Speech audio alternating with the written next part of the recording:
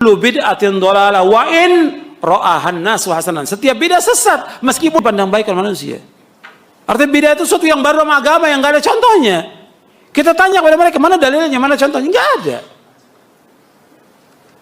Justru yang mengadakan sesuatu yang baru itu yang kita tanya, mana keterangannya?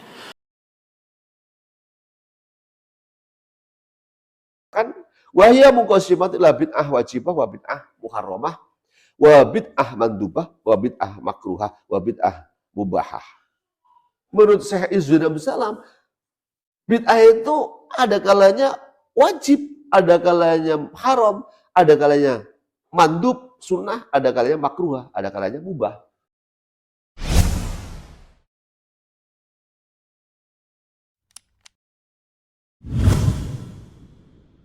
Bismillahirrahmanirrahim. Assalamualaikum warahmatullahi wabarakatuh. Bismillahirrahmanirrahim. Alhamdulillahirabbil alamin. Salatu wassalamu ala asrafil anbiya'i wal mursalin sayyidina wa maulana Muhammadin wa ala alihi washabbihi ajmain.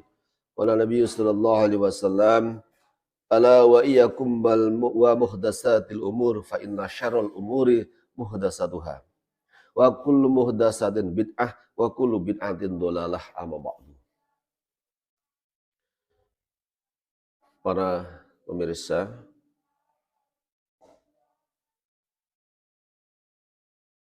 pengajian Ahlu Sunnah wal Jamaah Aswaja dari Pondok HM Darussalam Sumedang Sari. Pertemuan kali ini kita akan mengupas tentang bid'ah. Tentunya tidak asing lagi dengan kata-kata bid'ah yang akhir-akhir ini sering didengungkan oleh kelompok-kelompok tertentu yang secara sporadis menuduh, mengata-ngatai segala sesuatu yang tidak pernah dicontohkan, dilakukan oleh Nabi adalah bid'ah.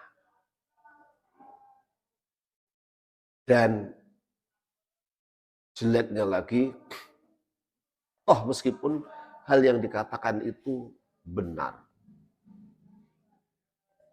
pokoknya yang pernah dilakukan Nabi, tidak contoh Nabi, dikatakan bid'ah. Ini sudah betul-betul miris kalau kita melihat di media sosial, ketika mereka orang yang notabene tidak sepaham dengan kita Ahlus Sunnah wal Jamaah selalu menuduh dan mengatakan bid'ah. Oleh karena itu, mari kita kaji apa sebenarnya bid'ah itu.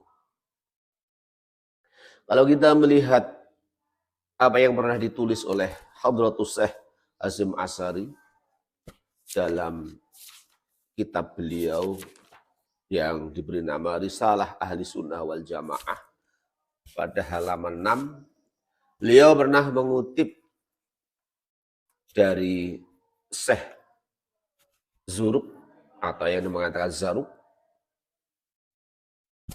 yang dimaksud bid'ah menurut kitab Risalah Ahli Sunnah wal Jamaah yaitu ihdatsu amrin fit dini yusbihu ayyakuna minhu wa laysa minhu. Ihdatsu amrin, memunculkan atau memperbarui, menciptakan perkara di bidang agama. Yusbihu, yang perkara itu menyerupai perbuatan agama. Tapi perbuatan itu bukan termasuk perbuatan yang ada nilai agamanya. Nah, ini satu definisi dari kitab Hasyim Asy'ari. Nah, kemudian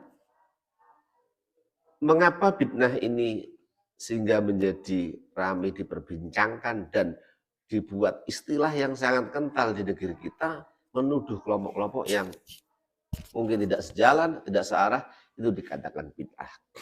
Ini sebenarnya berangkat dari sebuah hadis yang diriwayatkan oleh Ibnu Mas'ud. Hadis itu yang menjelaskan tentang bid'ah. Nah, kemudian karena orang memahami terhadap hadis itu persepsinya berbeda, akhirnya muncul pemahaman yang berbeda. Hadisnya yang berbunyi, Anna Rasulullah sallallahu alaihi wasallam qala ala wa iyyakum wa muhdatsatil umur. Fa inna syarrul umuri muhdatsatuha wa kullu muhdatsatin bid'ah wa kullu bid'atin dhalalah. Ala wa iyyakum wal muhdatsatil umur. Jauhilah dari hal-hal yang muhdatsat, yang baru, yang model, yang enggak ada zaman Rasul, atau mungkin lebih luas lagi, Rasul enggak pernah melakukan. Fa inna syarrul umur, sejelek-jelek perkara itu yang muhdatsat, yang diadakan modelnya baru, enggak ada zaman Rasul. Wa kullu muhdatsatin bid'ah, setiap sesuatu yang baru itu termasuk bid'ah.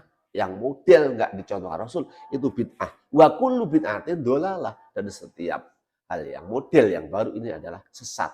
Inilah yang jadi titik acuan para kelompok-kelompok yang tidak sepaham dengan nahdiyin. Kullu bid'atin dhalalah. Memandang kata kullu ini tanpa pengecualian. Pokoknya semua bid'ah, semua bentuk yang baru yang dicontohkan Rasul adalah dhalalah. Ini jadi rancau. Kalau semua digolongkan pokoknya yang baru ini bid'ah, bid'ah dhalalah, ini rancau. Mengapa saya katakan rancau? Karena banyak hal tentang agama di sini yang nggak pernah contohkan oleh Rasul, tapi itu tidak bertentangan dengan syariat. Tapi itu tidak bermusodamah, tidak berbenturan dengan syariat.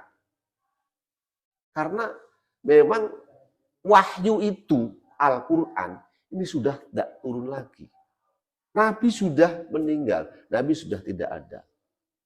Oleh karena itu, tidak akan pernah dawuh-dawuh Nabi, tidak akan pernah firman-firman Allah melalui Quran, ini akan turun lagi. Oleh karena itu, tidak mungkin orang Islam yang sudah sekarang ini zamannya akan melakukan sesuatu yang tetap dicontohkan oleh Rasul. Tidak mungkin. Itu tidak mungkin.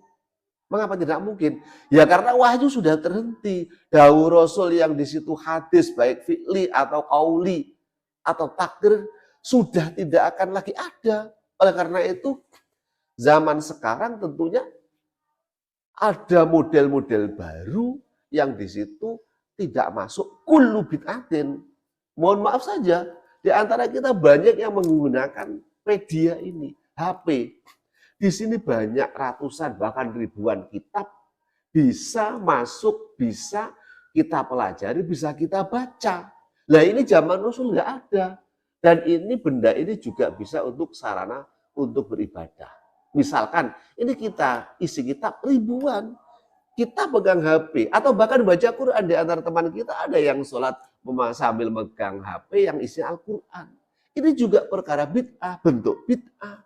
Tapi sekiranya tidak musodamah, tidak benturan dengan Al-Quran, ini tetap saja tidak masuk kullu bid'atin dhalalah. Di Al-Quran kalau diartikan kullu itu ya kullu tanpa mengecualikan hal yang lain, ini ya saya kira perlu pemikiran, pembahasan yang detail. Karena ternyata pemahaman kita tentang kullu tidak semuanya itu mencakup semuanya. Contohnya dalam surat Al-Anbiya ada diterangkan wa ja'alna minal ma'i kulla shay'in hayy. Di situ ja'alna, Allah menjadikan dari air sesuatu yang hidup. Ternyata sesuatu yang hidup ada yang tidak diciptakan dari air.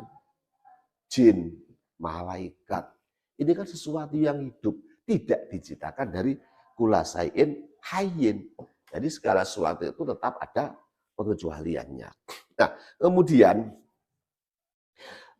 saya lebih cenderung memahami bid'ah ini apa yang pernah disampaikan oleh Imam Izzuddin bin Abdul Aziz.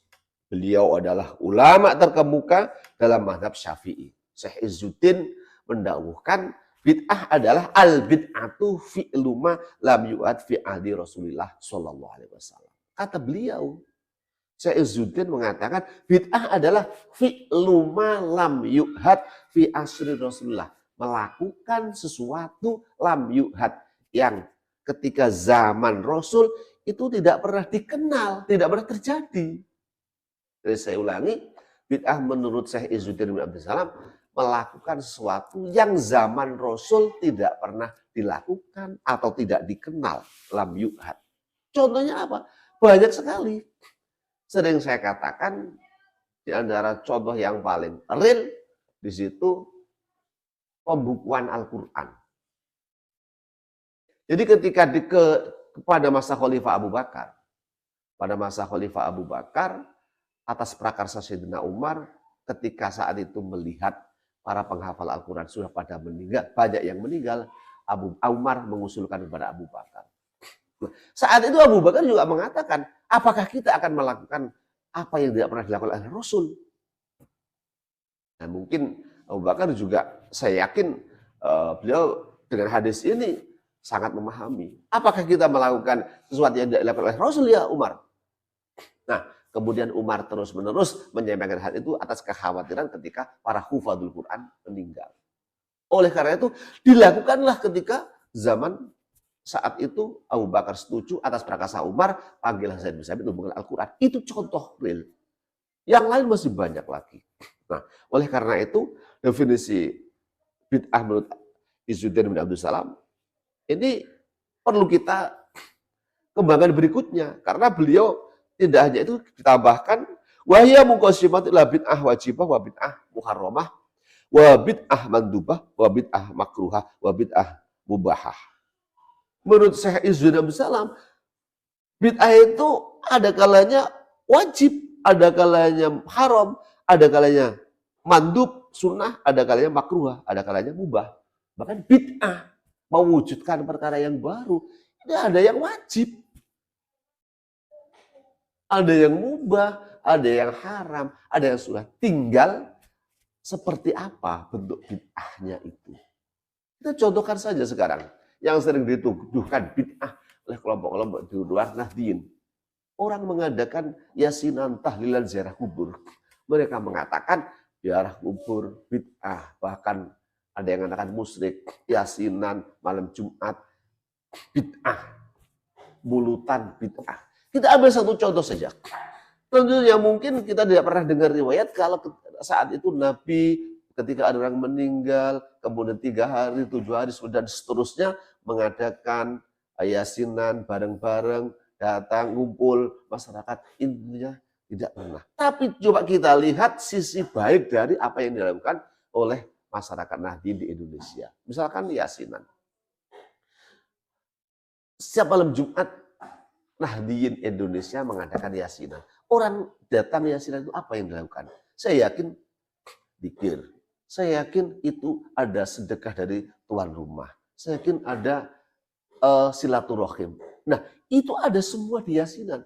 Begitu teganya seseorang yang mengatakan bahwa seperti itu adalah bid'ah. Bid'ah betul, tapi bukan bid'ah yang dolalah. Tidak masuk pada kategori kullu bid'ati dolalah. Tidak masuk itu. Karena nampaknya definisi Syekh Izzuddin ini betul-betul memberi ruang yang tidak harus bid'ah dolalah.